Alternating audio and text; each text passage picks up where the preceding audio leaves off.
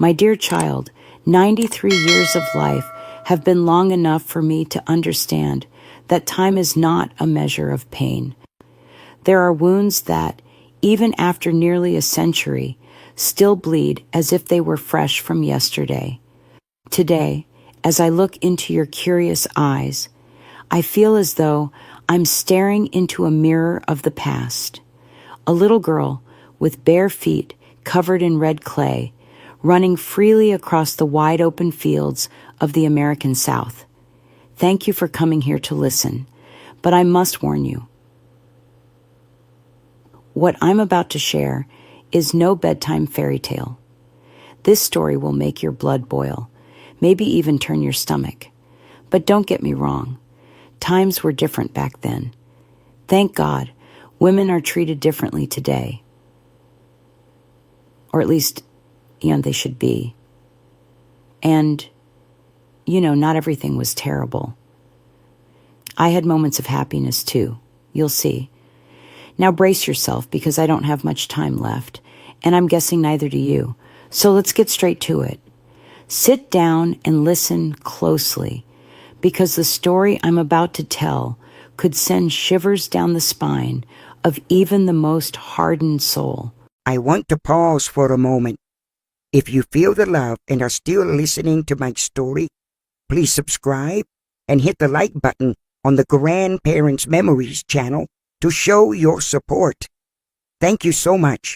My name is Elaine Miller, and at 93 years old, it seems like just yesterday that I felt the red clay sticking to my feet as a little girl. I thank you for coming to listen to me, but I can tell you up front, what I'm going to share isn't a bedtime story. It will make your blood boil and might even turn your stomach. But don't take it the wrong way. Times were different then. Thank God things are different for women today. At least they should be. And look, not everything was bad. I had my moments of joy too. You'll see. Now get ready because I don't have all day, and I imagine you don't either. So let's get right to it. Sit down and pay attention, because the story I'm going to tell you will make even the bald-headed shiver. I came into this world in 1930. I was the oldest of 10 siblings. Imagine that. Our house was a little wooden structure, poor but beautiful in its own way. It had a small area in front where we sat to catch the evening breeze. The boards were old, but Papa always managed to keep everything tidy. During the day, sunlight came through the cracks, making the dust dance in the air. At night, the kerosene lamps cast ghostly shadows on the walls, fueling our childish imagination with ghost stories told by our elders. Goodness, how frightening it was. My mother's mother, Grandma Catherine, lived with us too. She was quite a character. White hair always tied in a bun, black eyes that seemed to read your soul.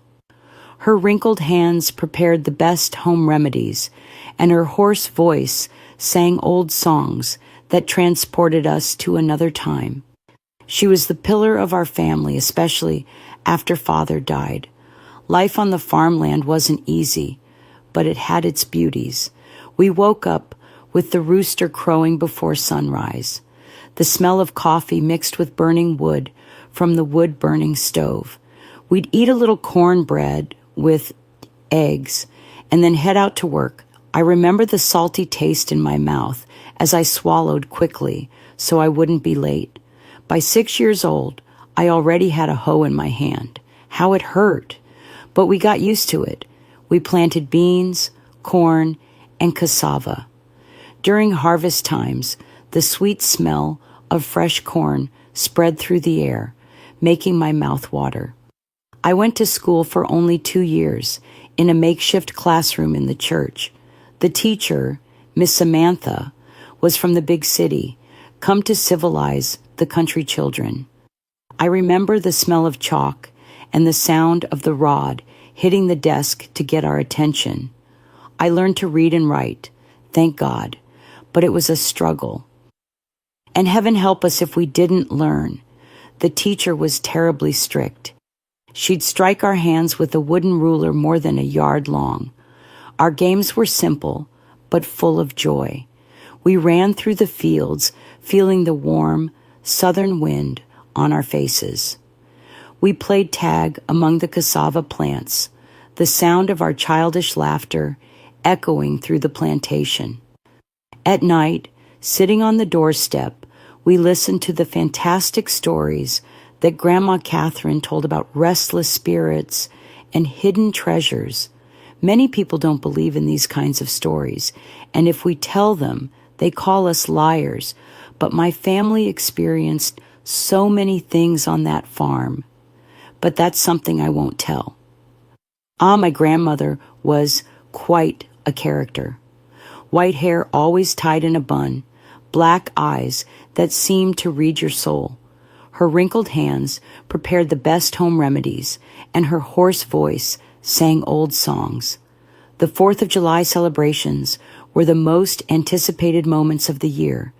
The smell of gunpowder in the air, the sound of the accordion and triangle, our colorful clothes spinning in the night illuminated by bonfires, the sweet taste of corn pudding. It was beautiful, but not everything was rosy.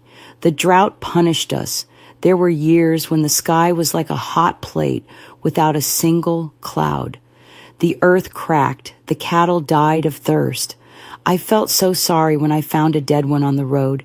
And of course, they weren't ours. We only had chickens in those times. The most common sound was the wind whistling through the dried leaves of the trees. Faith was what kept us going. Every night we prayed the rosary as a family. The Hail Marys mixed with the sound of the fire in the stove. Mother passed the rosary beads through her fingers, praying for rain, health, our daily bread. As I grew older, the responsibilities increased. By 10, I was already taking care of my younger siblings as if they were my own children. I changed cloth diapers, gave baths, prepared bottles. The smell of sour milk and baby urine was more common than the scent of blooming cactus. Poverty was our daily companion. All our clothes were patched up. On market days, Mother counted the few coins, choosing between buying another handful of flour or a sandal for whoever was barefoot. But you know, my child, despite everything, there was love in that house. At night, we told stories around the table, listening to the cicadas singing outside. When Father wasn't too tired, he'd pick up the guitar and pluck tunes that spoke of love and longing. Occasionally, a few tears would fall from Grandma's eyes, but she always denied it. I never imagined that those times, with all their hardship, would be the happiest of my life. The smell of the earth, the taste of wild fruit picked from the tree, the dolls we made from corn husks, all of this remains stored here in my heart. Now I'll tell you a sad part of my story. You know, we lived in that poverty, but at least we were all together. Until one day, it seemed like the sky itself collapsed on our family. I had just turned 13 when Father got sick. It started with a bad cough that wouldn't go away. We thought it was just a cold, but it kept getting worse and worse. My God in heaven, how that strong man became so weak before our eyes. The smell of herbal cough syrup and orange leaf tea took over the house. Grandma Catherine prepared remedies with herbs from the woods, bitter concoctions that smelled terrible. Father drank it all without complaining, poor man.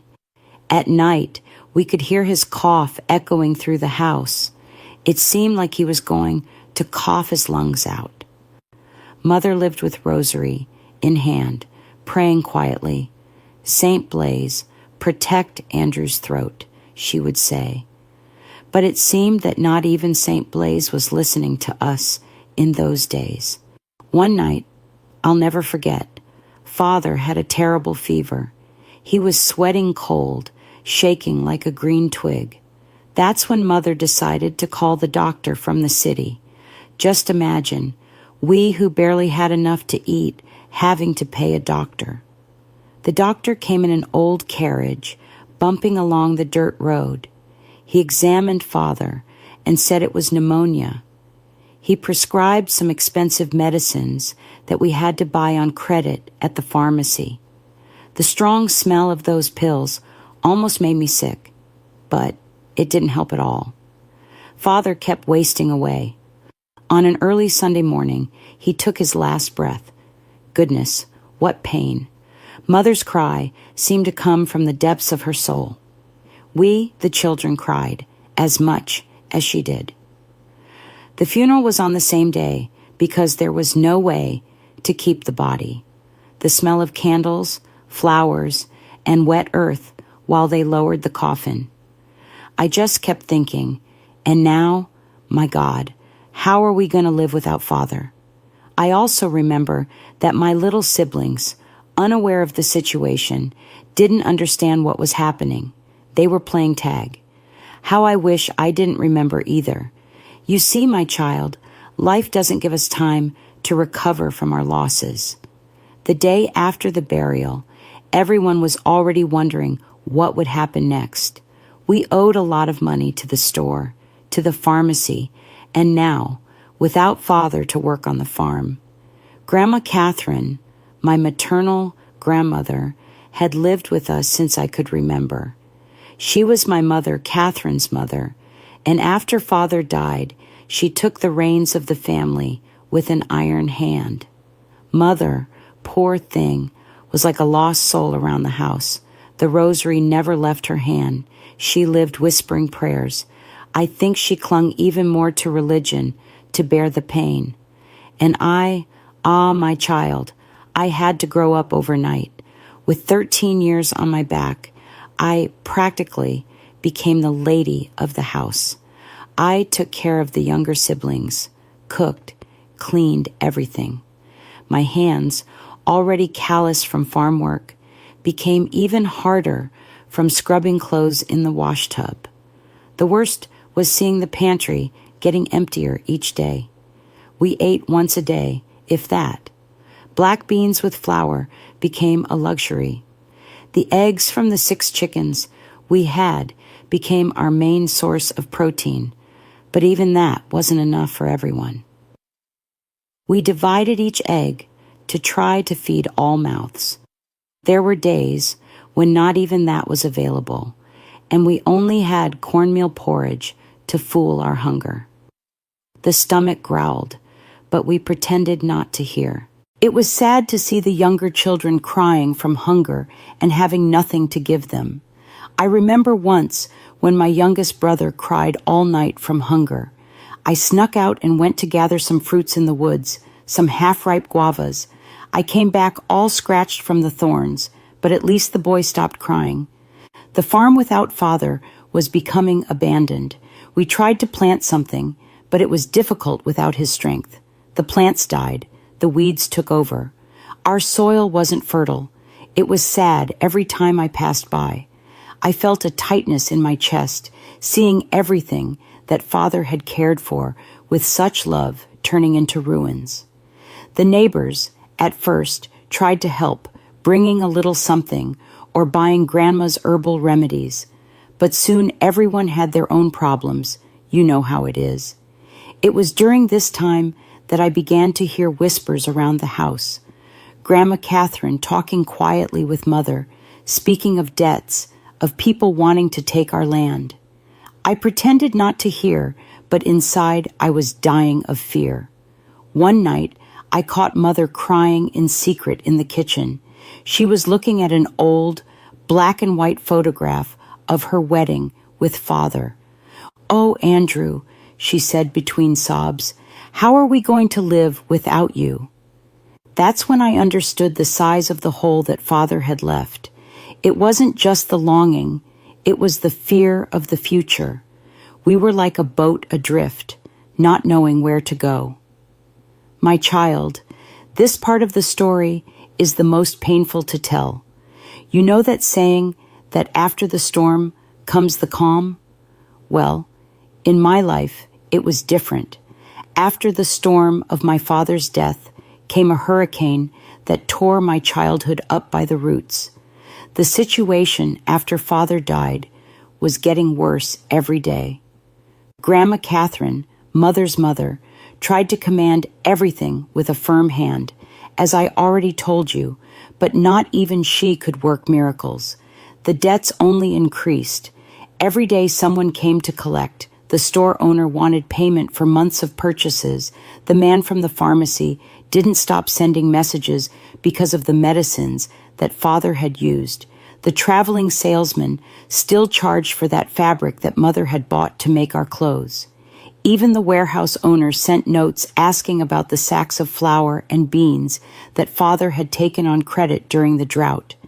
And then there was the loan shark from the city who had lent money at Grandma's request for Father's treatment, with interest higher than a church tower. I remember one night I was in the kitchen washing the dinner dishes, if you can call a thin bean broth with flour dinner. I heard Mother talking with Grandma Catherine in the living room. Colonel Jefferson Blackwood sent another message, Mother said with a trembling voice. He says he'll take our land if we don't pay what we owe. In those times, my child, a colonel was like a king in these parts. What they wanted, they got, and Colonel Jefferson Blackwood was the most powerful of all. He had more than 100 head of cattle, 3 large ranches. A week after that conversation, I overheard. The colonel himself appeared at our house. He arrived in a black car, one of those imported ones, raising dust on the road. He was a tall, strong man, must have been about 50 years old. He wore a light-colored suit, a Panama hat, and a well-trimmed mustache. His strong perfume filled the whole place.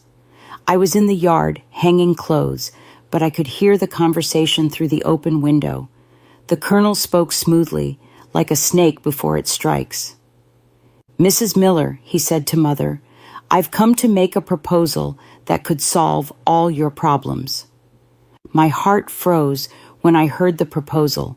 The colonel offered to pay all our debts, let us continue living on the land, and even give the family money every month.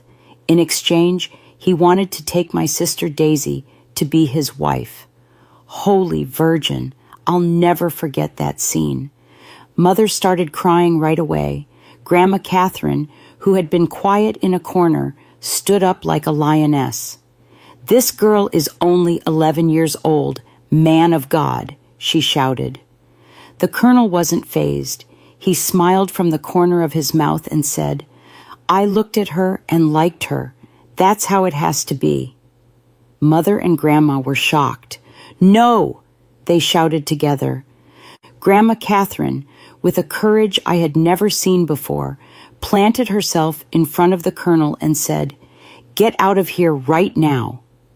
The colonel, with an unfriendly face, replied, "You have until the change of the moon to change your mind, or you'll all be out on the street." And off he went, cursing, "This foolish pride will lead these fools to the gutter." After he left, the house fell into a heavy silence.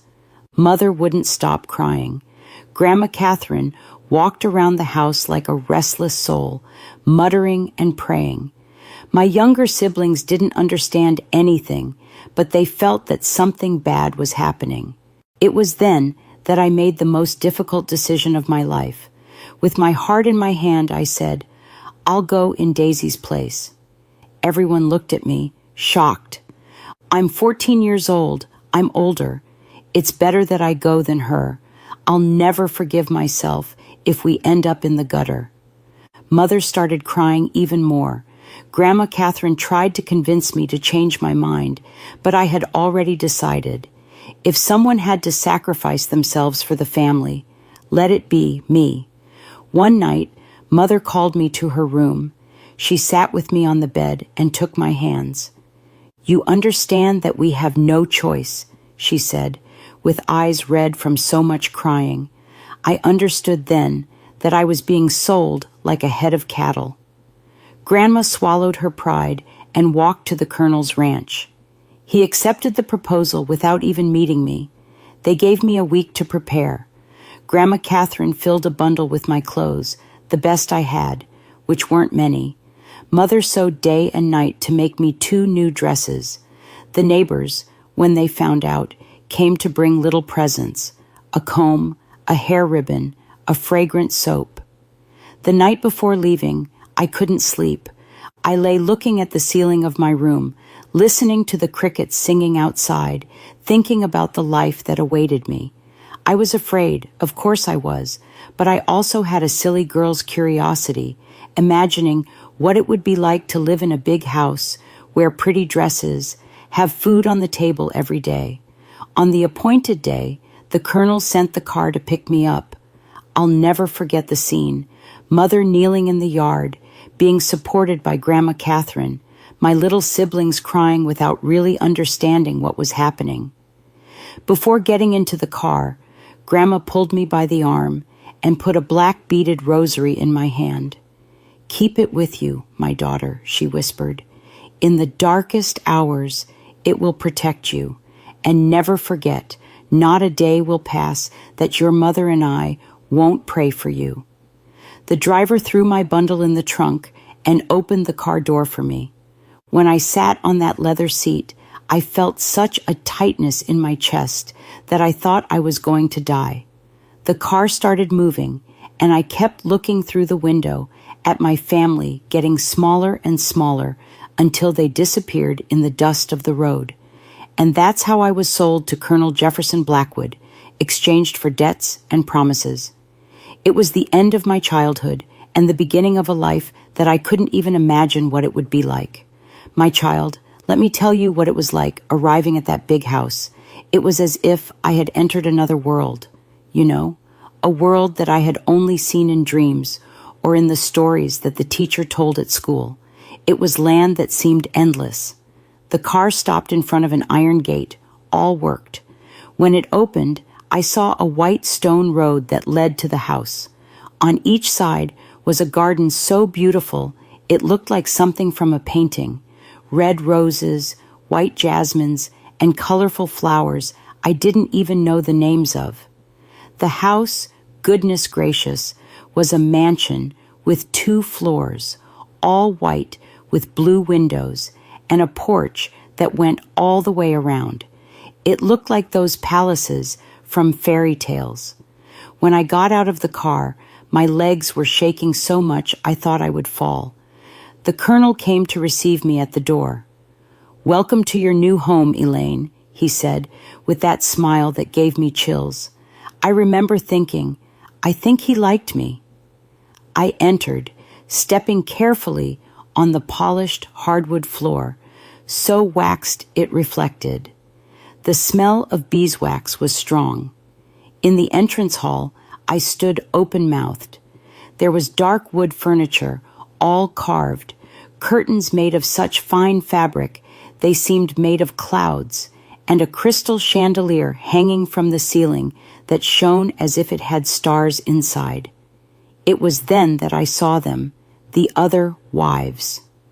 There were 10 women in total. I was the 10th. The Colonel had recently sent one of his older wives away to another property, which is why Mrs. Louise would later count 11 wives when speaking to my grandmother, all young and beautiful, dressed in fine clothes I had never seen the like of. They wore brooches and ornaments in their hair. I was enchanted. The Colonel told me the name of each one. There were 3 with the same name, Maria, so he said he called them by flower names so they wouldn't get confused. They looked at me with a mixture of curiosity and pity. I discovered later that the youngest of them was 16 years old, and the oldest, who was called Josephine, was 21. Among them, I noticed 3 with apparent pregnancy bellies, their elegant dresses barely hiding their rounded forms. While I was absorbing the shock of seeing so many young wives, I heard laughter and happy shouts coming from the back garden. Looking through the window, I saw something that took me by surprise. Children. There were more than 10 of them, of various ages, running and playing among the colorful flowers. The boys in short pants and white shirts chased each other, while the girls in delicate dresses with puffed sleeves jumped rope or played with dolls so beautiful I had never seen that type. For a moment, the scene seemed almost normal, as if that were a common family. But then I noticed a severe governess watching the children closely, and the illusion broke. Those were the colonel's children, fruits of his various wives, living a life of apparent luxury, but trapped in the same gilded cage as their mothers. Josephine approached me. She was a very tall girl with black hair and green eyes. She spoke with a gentle voice. "Welcome, Elaine. I'll show you everything around here." The colonel gave a little pat on my back and said, "Go with her. We'll talk later." As Josephine showed me the house, I stood open-mouthed at everything. Each room we entered was bigger and more beautiful than the last. We arrived at a dining room with a table so long it could seat a battalion, and the kitchen, Holy Mary, was the size of my entire house, full of shining pots and a stove that looked like something from rich people. It was at this moment that a very pretty little girl, must have been about 8 years old, came near us. Dark hair, bright eyes. "Mother," she called, pulling on Josephine's dress. She seemed desperate, as if she wanted to say something urgent. "Mother will be there soon, my dear. You'd better go," Josephine said in a soft voice, but I could see she was very uncomfortable with the little one's presence. The girl looked at me curiously and gave me a shy greeting. The woman who was cooking there looked a bit worried, but then pretended not to see, continuing her tasks. After the little one left, Josephine let out a deep sigh and told me her story. She said she had been there for almost 10 years. Just imagine, she was the colonel's first wife among those still in the main house and already had 4 children with him. I was just a child when they brought me here. I had just turned 11 years old. I celebrated my birthday 4 days after arriving, she said. Now at 21, her look was a mixture of sadness and resignation. Mercy. I was shocked. I even felt my stomach turn. It was then that I realized, behind all that beautiful house, there was a lot of dirt hidden under the carpet. A girl of 11. Heavenly Father, that was exactly the age of my sister Daisy. I felt a chill down my spine. What kind of monster was this colonel, and what future awaited me in that house that seemed more like purgatory? Holy Mary, protect me.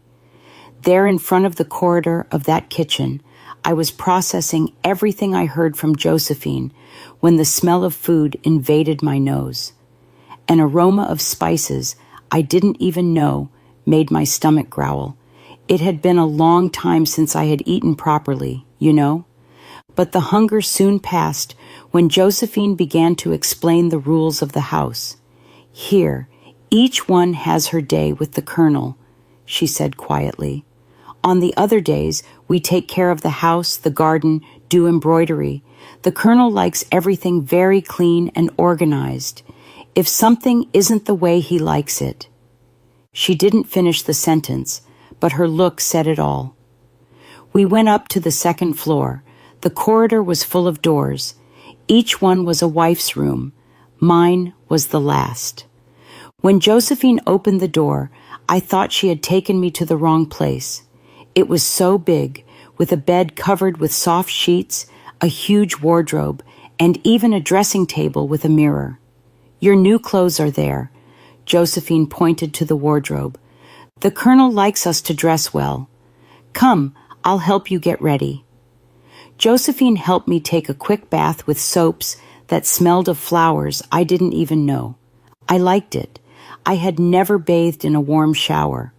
At home, we didn't have one. It was a basin bath, and with cold water at that.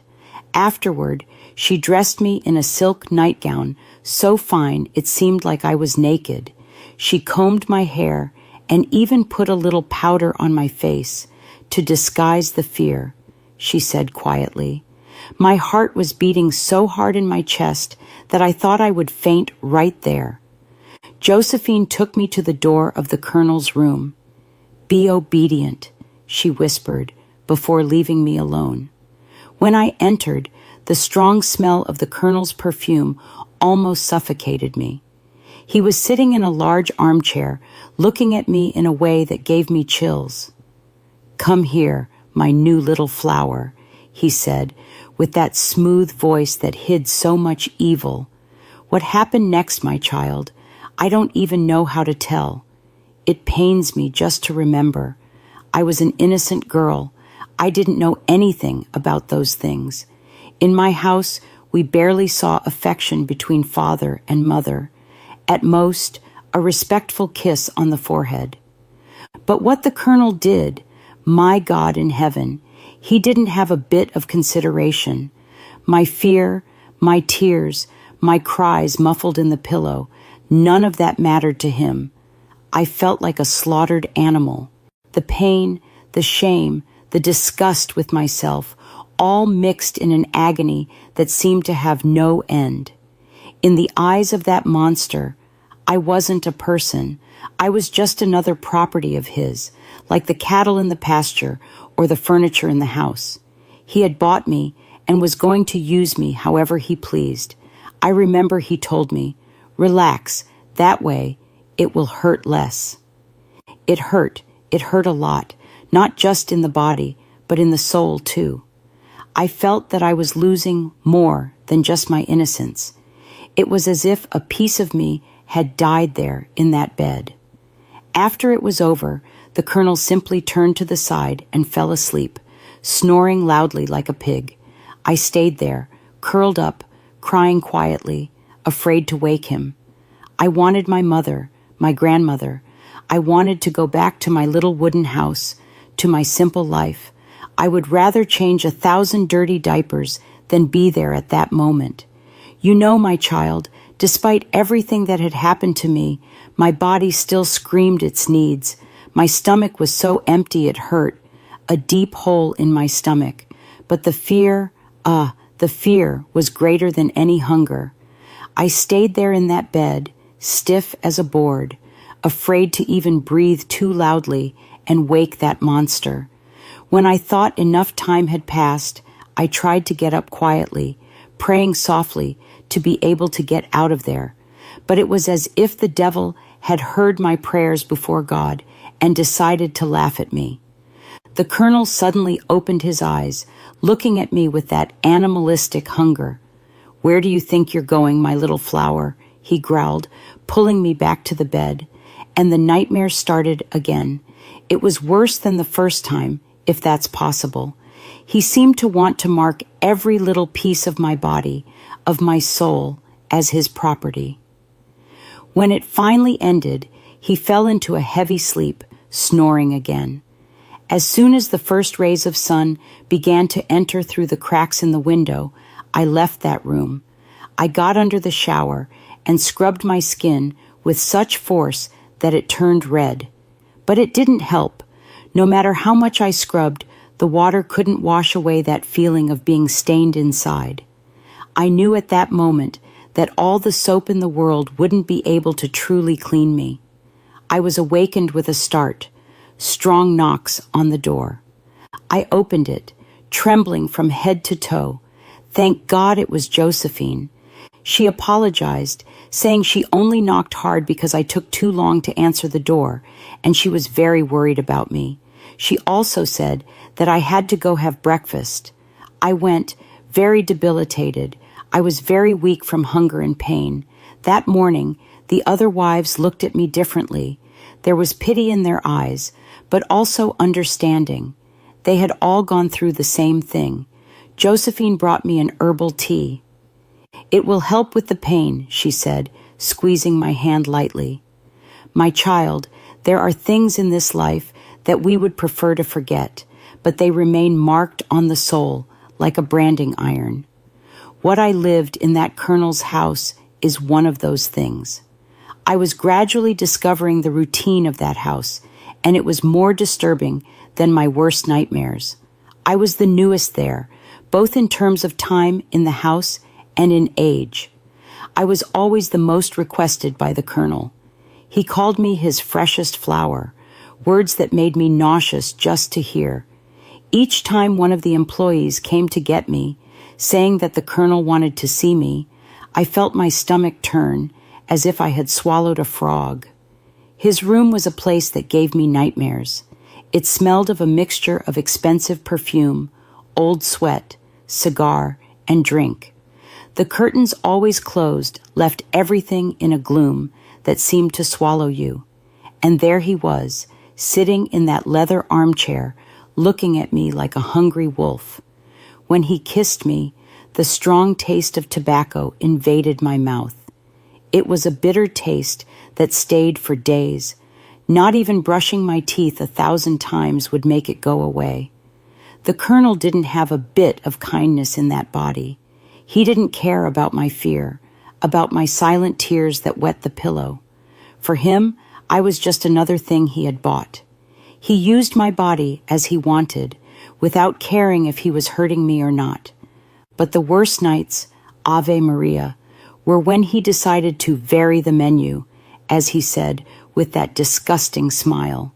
From time to time, the colonel chose more than one wife to keep him company.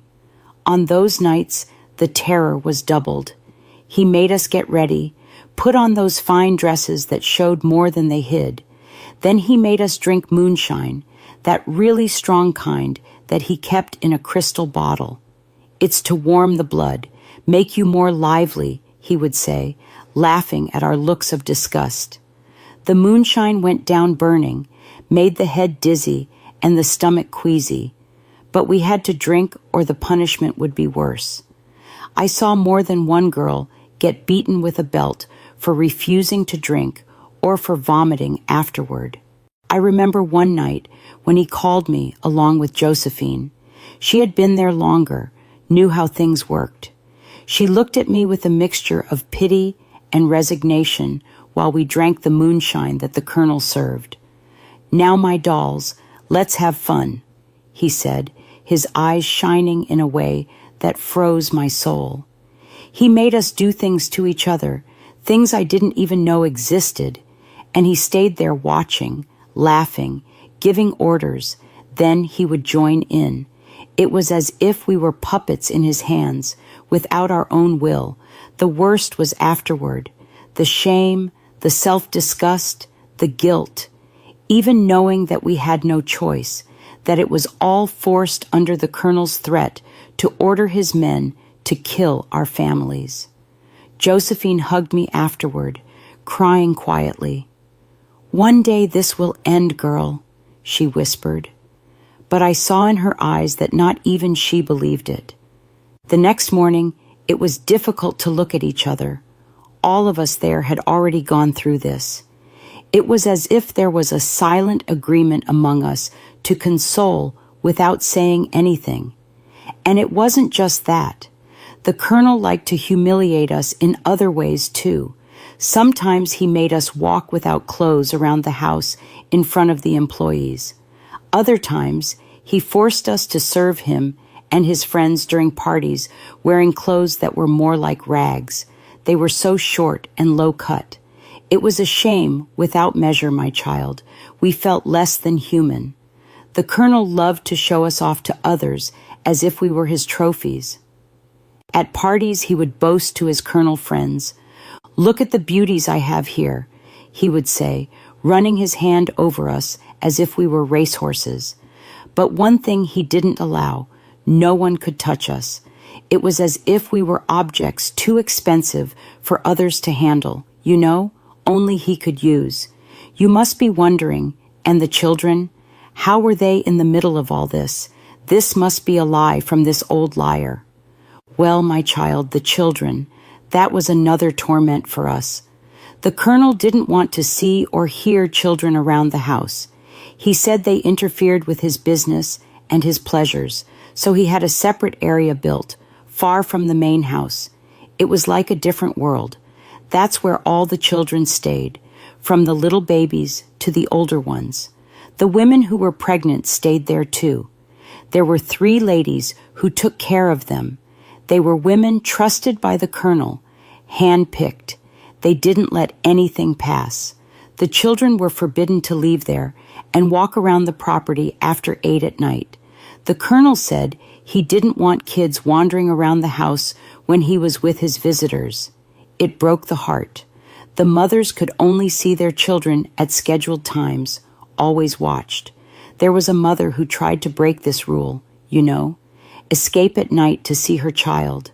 But when the colonel found out, Ave Maria, the punishment was so great that no one dared try again. The poor thing was bedridden for days, all hurt. That was life in that house, a hell for adults and an uncertain future for the children. Everything controlled by the will of that demon in the form of a man who thought he owned not just the land, but the lives of everyone there. Colonel Jefferson Blackwood wasn't just any man. He came from a lineage of colonels that extended for generations. His grandfather had already commanded those lands since the times of the empire, and his father had only increased the family's power. Jefferson grew up believing that the world was his by right, that people were like cattle, property to be used and discarded according to his will. He was a tall, strong man, always in an impeccable white suit and Panama hat. His eyes were as cold as a snake's, and when he smiled, it gave you chills. He was approaching 60 years old, but had the strength of a bull. They said in the region that he had a pact with the devil. He was so cruel. Colonel Jefferson knew no law. For him, the law was what he said it was. He bought judges, bribed sheriffs, and whoever dared go against his will simply disappeared. People whispered about bodies buried on his ranches, but no one ever had the courage to investigate. He treated the women and children of the house as if they were living toys, used, abused, and discarded when he tired of them. The older wives who no longer pleased him so much were sent to a remote house far from his sight. It was as if they ceased to exist. These were the wives who came before even Josephine. Luck was theirs. The worst thing is that to outsiders, he passed himself off as a religious and charitable man. He went to church every Sunday, made donations to the church, gave alms to the poor in front of everyone. But we knew the truth. They said that the priest feared him like the devil. Behind that facade of a good man was a monster who enjoyed the suffering of others. And it wasn't just in our house that he did this. He had other ranches, other places where he kept women and children. It was as if he had built a private kingdom of horror spread throughout the region. That man was the personification of evil. And we, poor us, were trapped in his clutches, living each day in fear of what he might do. Time passed, and I became increasingly empty inside. It was as if a little piece of me died each day. I saw the same happening with the others. Some, like Josephine, seemed to have resigned themselves. Others clung to the children they had. It was their only consolation. Sometimes I thought about my family, about my little sister Daisy, whom I had saved from this horrible fate. I wondered if I had done the right thing by offering myself in her place. Would she be going through this if I hadn't offered myself? Would it have been better for us to go out on the street? I don't know, my child. To this day, I don't know. What I do know is that each day in that house was a struggle not to go crazy. Until one day, everything changed for me. At first, I didn't even notice. I was so accustomed to suffering that I no longer paid attention to my own body. It was the other girls who began to suspect. Josephine, who had gone through it several times, was the first to notice. At first, I didn't even notice. I was so accustomed to suffering that I no longer paid attention to my own body. It was the other girls who began to suspect. Josephine, who had gone through it several times, was the first to notice. Teresa, another of the colonel's wives, who had been there for about 5 years and already had 2 children, also noticed the changes in me.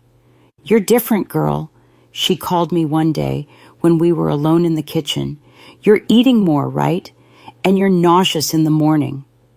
I was confused at first, but then I realized my monthly cycle hadn't come for almost 2 months. Holy Mary, could it be possible? Me, pregnant? Fear gripped me in such a way that I almost fainted right there. Pregnant by the colonel, a child of that monster growing inside me, how would I bear it? But Teresa, who was already pregnant for the 3rd time, calmed me down. "Easy, girl," she said, hugging me. "It's not the end of the world. In fact, it could be your salvation for a while." It was she who taught me the trick. When the colonel calls you, just pretend you're feeling sick. He doesn't like pregnant, nauseous women around. He'll send you straight to the house with the other children. And that's how I announced I was pregnant. One night when the colonel called me, I pretended to have such a strong bout of nausea that I almost believed it myself. The colonel made a face of disgust and sent me away. "Go to the children's house, Egg," he growled. "I don't want a sick woman near me." Suddenly, I had protection. The pregnant wives were the only ones spared from those horrible nights. It was as if the colonel had a bit of consideration for the children who were going to be born. Or maybe he just really didn't like pregnant women. That's how I ended up at the children's house. And my child, what a surprise I had. That house was a completely different world from what I had imagined. It was large, beautiful, and full of life. The walls were painted in cheerful colors. There were toys scattered everywhere, and the sound of children's laughter filled the air. There lived the colonel's 16 children. 16. I could hardly believe it. There were children of all sizes, quite a few babies, and it wasn't just me who was there. Teresa and Maria were also pregnant. Maria, poor thing, was about to give birth, her belly so big she could barely walk. 4 ladies took care of everything there. I confess that I had a very wrong idea about them before. I thought they were rigorous, heartless hags, but the truth was quite different. I soon discovered that they worked there based on fear and necessity. The colonel threatened their families, so they had no choice but to obey. Mrs. Louise was my favorite, a lady with gray hair and kind eyes who always had a word of comfort for us. Once, when we were alone, she told me that she hated the colonel with all her strength. "If I could, I would take all these children away from here," she said, her eyes full of tears. And she also said that whenever he or his men were around, she put on a stern face and scolded the children, trying to show that she was severe. During the day, I helped take care of the children, and what a surprise, my child. Those children were sweethearts, all beautiful and healthy, full of energy and curiosity. They ran, played, laughed all the time. But there were 2 things that broke my heart in that children's house. The first was seeing how pregnancy affected each of us differently. Teresa, poor thing, kept saying that she liked being pregnant, not for the pregnancy itself, but because it was the only way she could spend more time with her other 2 children. "It's the only time I can be a real mother," she would say, caressing her belly while watching the children play. As for me and Maria, we were sad for another reason. We knew that we would only stay there until the baby stopped breastfeeding. After that, we would have to return to the big house and schedule 1 day a week to spend with the children, if that. The worst was the visitation system that the colonel had established. He allowed only one of us to visit the children per day and only once a week.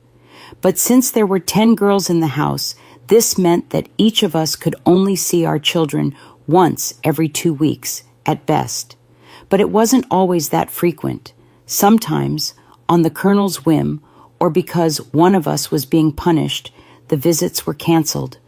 Pregnant for the first time, I observed this with a heavy heart, knowing that this would be my future too. I saw the desperation in the eyes of the other mothers, counting the days until the next visit. Josephine told me once that she went almost a month without being able to see her children. A whole month. When her day finally came, she could hardly sleep from anxiety the night before. And the saddest thing was seeing how this time apart affected the younger children. Teresa told me that once, after weeks without seeing her youngest son, the boy cried in her arms, wanting to return to Mrs. Louise's arms. She said it was like having a knife stuck in her chest. Sometimes the children escaped and managed to see their mothers in the big house. It was quick and hidden, of course. Seeing all this, I was afraid of what awaited me after my baby was born. This cruel system made all of us live in constant anguish. And I told you there were 2 sad things there, right? Now I'll tell you the other sad thing, my child. It was seeing how the Colonel treated those children, or rather, how he didn't treat them. The innocent children kept asking about their father. "Where's Daddy?" they would ask, with those eyes full of hope. "When is Daddy coming to see us?" We didn't know what to answer, how to explain to a child that their own father didn't want to know about them. Well, Mrs. Elizabeth, who was the oldest in the house and had been there for more than 30 years, told us once in a low voice, as if revealing a dangerous secret, that the Colonel only considered the older children from his 2 previous marriages as real children. Those ones, she said, he treats like people. He visits them from time to time, sends them to expensive schools in Atlanta, prepares them to inherit the lands. Her eyes became teary when she continued, "But these children here, for him, they're just numbers, pawns on his chessboard." She told us that occasionally the Colonel made quick visits to the children's house. He would arrive all pompous, distribute some expensive toys, take some photos to show his friends what a dedicated father he was. But we could tell there was no love in those gestures. It was all a facade, all to keep up appearances. "He doesn't have a bit of feeling for these boys and girls," Mrs. Elizabeth whispered, looking around to make sure no one else was listening. "For him, they're just a way to brag to the other colonels, to show how powerful he is. Look how many children I have," as if they were heads of cattle. The saddest thing was to see the hope in the children's eyes when the Colonel appeared. They would run to him, wanting a bit of attention, a father's affection. But he barely looked at them properly, patted one or another on the head without even knowing their names, and soon left, leaving behind a trail of broken hearts and shattered dreams. It was heartbreaking to see those children growing up like that, knowing deep down that their own father didn't care about them.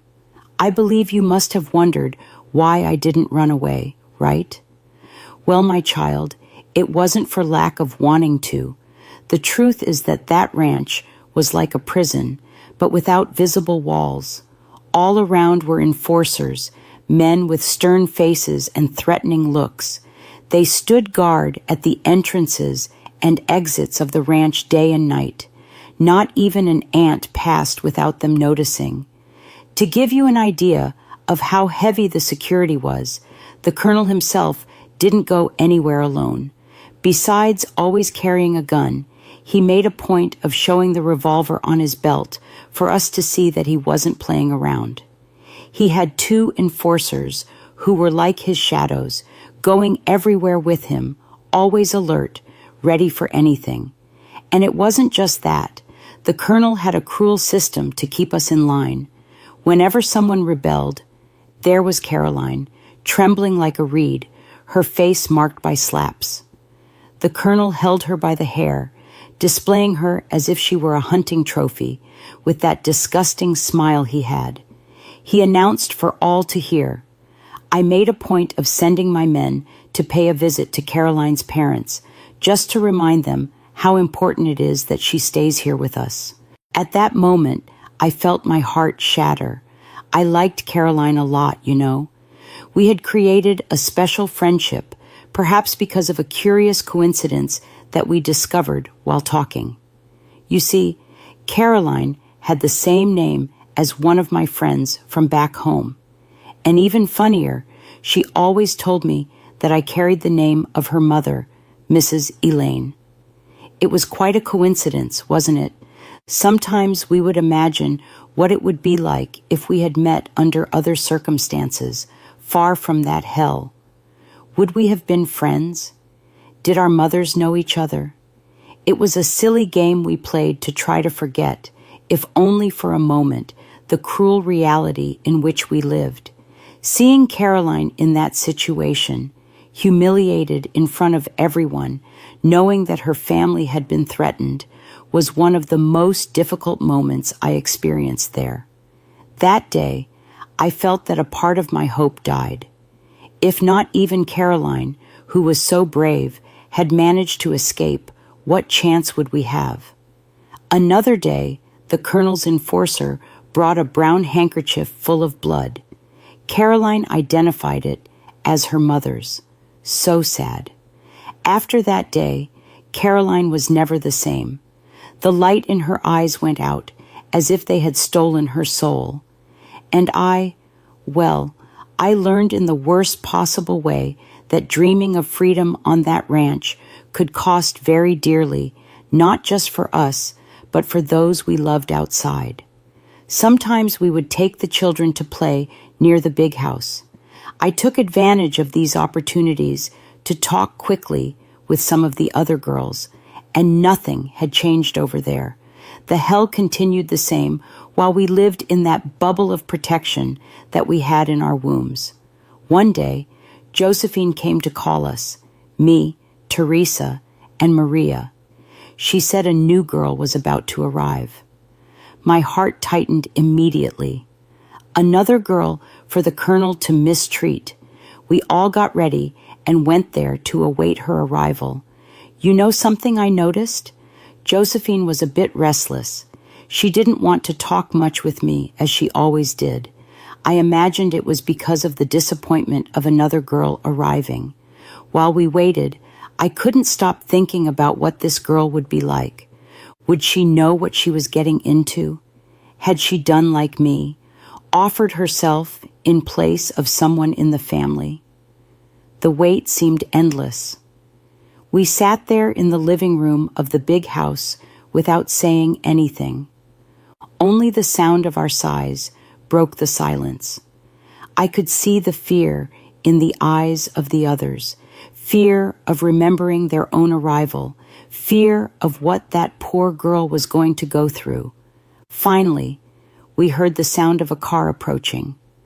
My heart raced. The door opened, and there she was. My God in heaven, my child. When I saw who it was, I felt as if the ground had disappeared from under my feet. It was Daisy, my little sister. That girl I had left at home almost a year ago was now standing there at the door with eyes wide with fear. Daisy had grown, but she was still a child. She was 11 years old and was already there in that hell. She saw me and ran to hug me. "Elaine!" she screamed, throwing herself into my arms. I hugged her tightly, feeling the tears streaming down my face, shocked. The colonel entered right behind her with that disgusting smile on his face. "Surprise, Elaine," he said. "I thought you'd like to have your little sister nearby." At that moment, it was as if an explosion happened inside me. All the fear I had felt of him turned into a blind rage. Without thinking twice, I let go of Daisy and slapped him with all my strength in the face. "You monster!" I screamed. "Leave my sister alone." The smile disappeared from his face. His eyes became as cold as a snake about to strike. In a quick movement, he hit me with a slap so hard I saw stars. I tasted blood in my mouth and then darkness. When I woke up, I was in the children's house, lying on a bed. Mrs. Julia was beside me, passing a wet cloth on my forehead. "Easy, girl," she whispered when I tried to get up. "You need to rest. Think of the baby." My head was throbbing, and my face hurt so much I could barely speak, but I could only think of Daisy. "My sister," I murmured. "She's in the big house," Mrs. Julia responded with sadness in her voice. "We can't do anything now. You need to recover first." I closed my eyes and cried, feeling more powerless than ever. I had tried to protect my sister and failed. Now she was in the clutches of that monster, and I couldn't even be near her. In the days that followed, I was in agony without end. I couldn't leave the children's house because of the pregnancy, and I had no news of Daisy. I was so nervous that I had very strong cramps. I couldn't get up properly. I was so afraid of losing the baby. I had a lot of bleeding. I imagined what she might be going through, what the colonel might be doing to her. Every minute was torture. I wanted to kill that cursed man with my own hands. Finally, after almost a week, I managed to see my sister. She came to visit the children's house, accompanied by Adelaide. It was her day to see her daughter. When I saw her, my heart tightened. Daisy seemed to have aged years in just a few days. Her eyes, once so lively and bright, were now opaque, vacant. "Daisy," I called softly, approaching her. She looked at me and tried to smile, but it was a sad, broken smile. "Hi, Elaine," she replied, her voice almost a whisper. We hugged, and I felt her tremble in my arms. I could feel her little heart beating so fast. "I'm sorry," I said, crying. "I tried to protect you. I swear I tried." Daisy pulled away a little and looked me in the eyes. "It's not your fault, Elaine," she said. "Mother and Grandma tried to hide me, but the colonel sent his men. They threatened to kill everyone if I didn't come." I was horrified. "And how are Mother, Grandma, the children?" I asked, fearing the answer. "Mother is devastated. She wouldn't stop crying," Daisy responded with a choked voice. "Grandma Catherine, she tried to defend me. The enforcer pushed her with such force that she fell and broke her arm. Even so, she still tried to hold me, screaming that I was just a child, that the colonel had no word. I felt such great rage that I thought I would explode. That monster had destroyed my family. First, he took me. Now he had dragged my little sister into the same hell I lived in. "Daisy," I said, holding her hands, "I'm going to find a way to get us out of here. I don't know how or when, but I swear I'll get us out." Daisy leaned close to me, lowering her voice to almost a whisper. "Elaine, Grandma Catherine hasn't given up on us. She has a plan." I felt my heart jump. A plan? What plan? Grandma was so astute. How proud I was of her. "She's gathering evidence against Colonel Jefferson Blackwood," Daisy said, her eyes shining. "You know his oldest son, the one who studies in Atlanta? It seems he's involved in dirty business, making big debts, but that's not even the worst." I was open-mouthed. "And how did Grandma discover this?" "Remember Joey Parker, who worked for the colonel? He was sent away and returned to our village. He told everything to Grandma," Daisy explained. "And there's more. Joey Parker said that since the time of Colonel Jefferson's father, they've been taking land from others by force. There's even a large ranch that isn't really his." I could hardly believe it. "But how will this help us?" "Grandma says the colonel is losing support in Atlanta.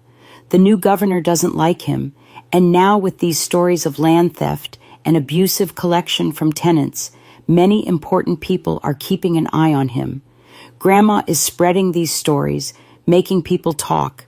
She even found a way to send a letter to the newspaper in Atlanta. She thinks that if the colonel loses money and political support, he won't be able to maintain his power around here. Grandma was really something. But Daisy, this is very dangerous. If the colonel finds out, Grandma knows, but she says it's our only chance. And it's not just that.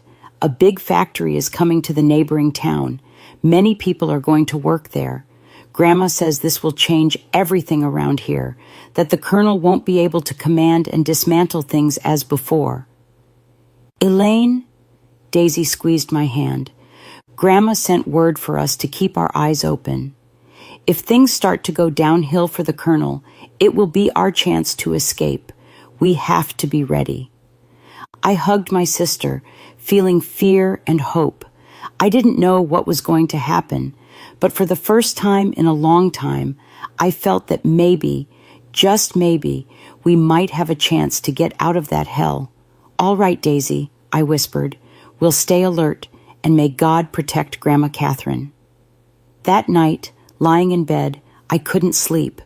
My head was buzzing with everything Daisy had told me. Suddenly, I had an idea. The next day, as soon as it dawned, I went looking for Mrs. Louise.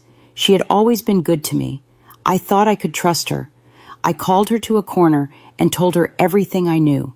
I talked about Grandma Catherine's plan, the evidence against the colonel, how things could change. Mrs. Louise listened to everything with wide eyes, without saying a word.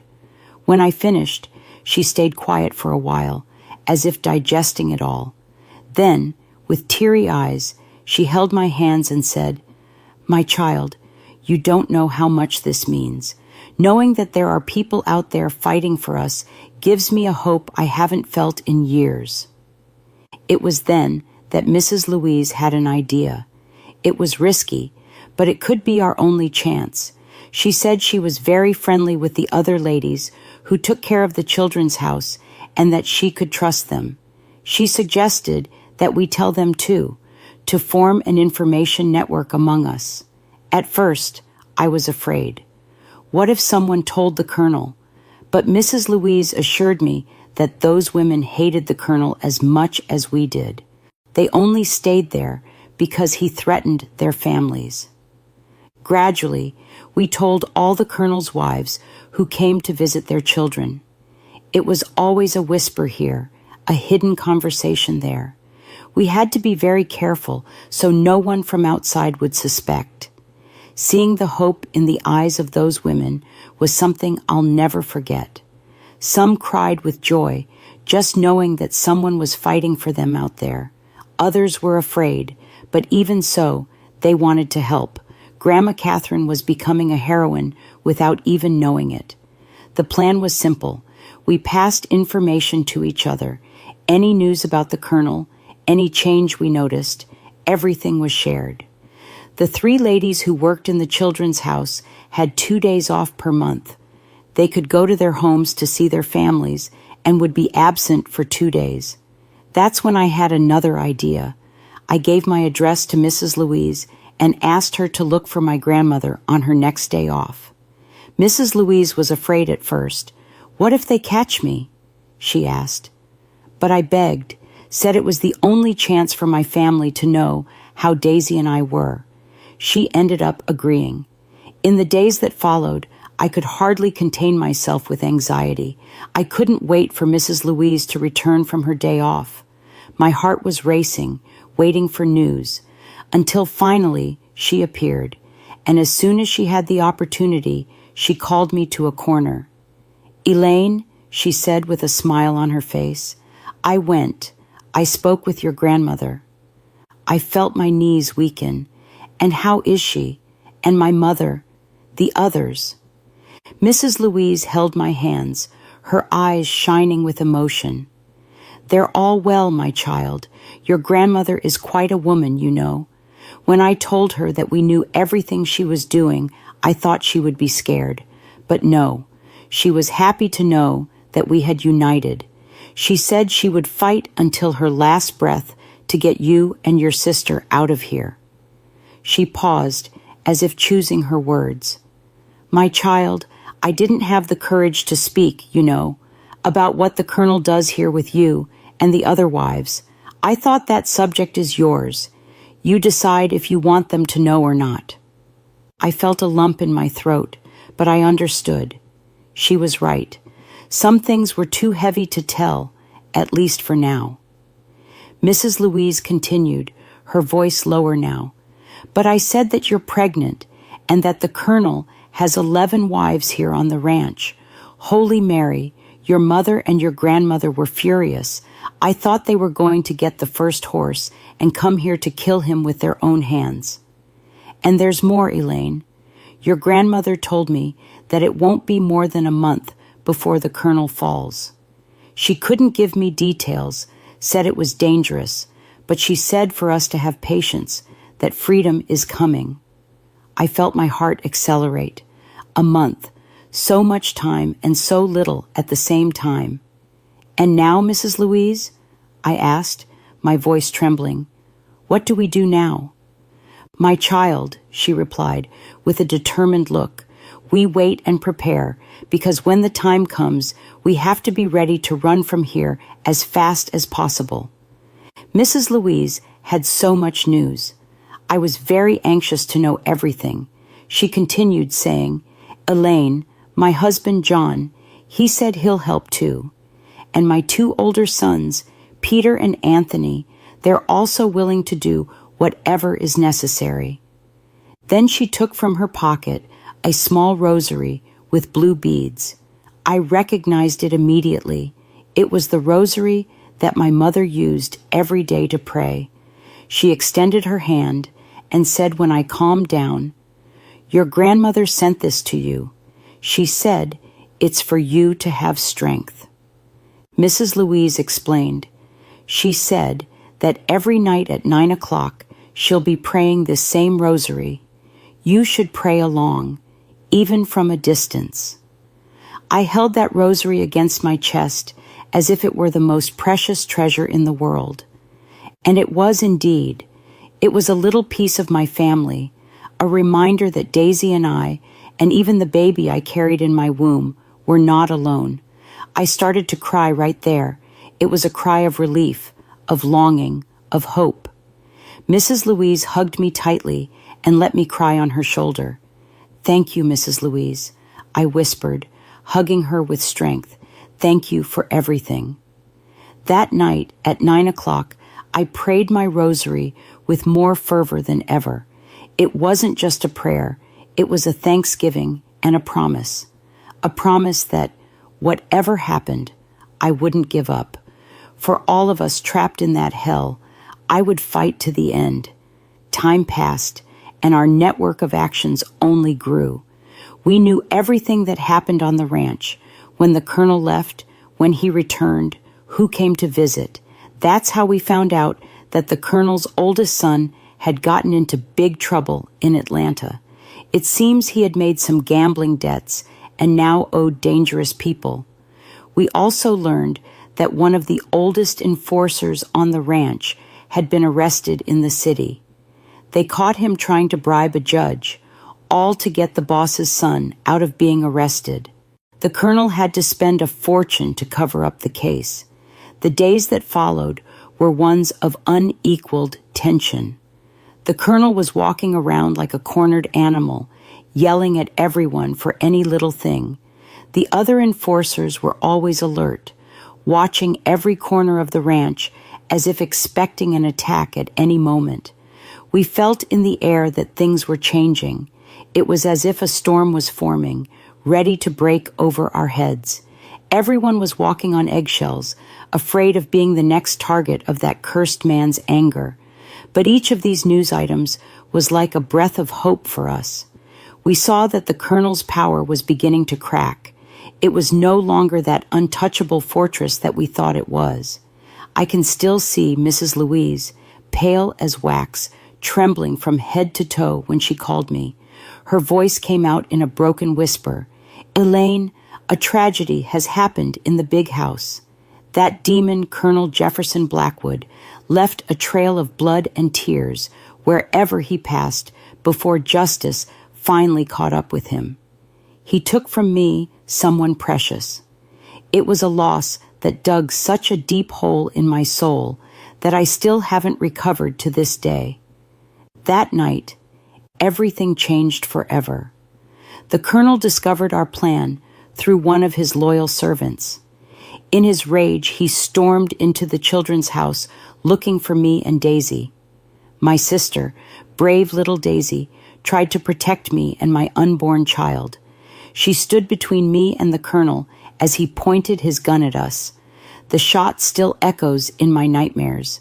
My precious sister fell into my arms, her life draining away as I screamed for help. But even in this darkest moment, fate had other plans. The gunshot alerted the authorities who, thanks to Grandma Catherine's tireless efforts, had been watching the colonel's property that very night. They stormed in, arresting the colonel and his men. Justice had finally arrived, but at what cost? My sister was gone, sacrificing herself so that I and my unborn child might live. In the aftermath, all of us, the wives, the children, the servants, were finally free. My baby girl was born 3 months later. I named her Daisy in honor of the sister who gave her life for ours. The colonel died in prison 5 years later, but the damage he caused lives on in all of us who survived his cruelty. My mother and Grandma Catherine helped me raise little Daisy, and together we built a new life, one of freedom, though marked forever by our losses. Now, as I reach the end of my own journey, I tell this story not to dwell on suffering, but to honor those who didn't survive to tell their own tales, especially my sister, whose courage I've tried to live up to every day of my life. Thank you all so much for patiently listening to the story of my life. At the age of 93, sharing these memories is no easy task, but I truly believe that every story, no matter how painful, holds its own value. My life has seen many ups and downs, from the red clay under my feet as a little girl to the darkest days that no one should ever have to endure. And yet, here I am, still standing, still alive, and able to share it with you. That, to me, is the power of hope and resilience. I want to leave you with this message. No matter how difficult life gets, never give up.